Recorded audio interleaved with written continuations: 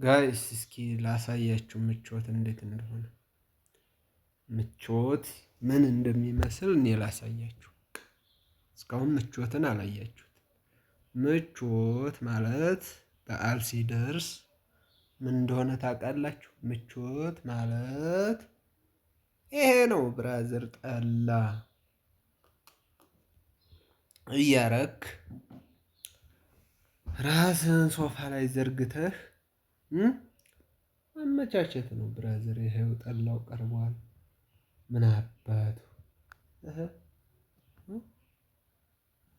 በቃ ፏ እያልክ ጠላህን እንደዚህ እንደዚህ ትይዘውና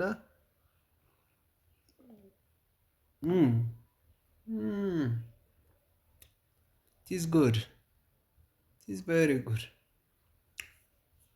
እና እንዲህ ነው ምቾት ማለት ይሄ ነው በቃ።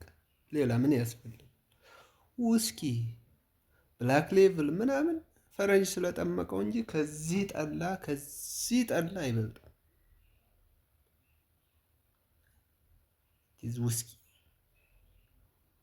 ዲ ዩ ኖው ኢትዮጵያን ውስኪ ዚስ ኢዝ ኢትዮጵያን ውስኪ ዩ ጋት ኢት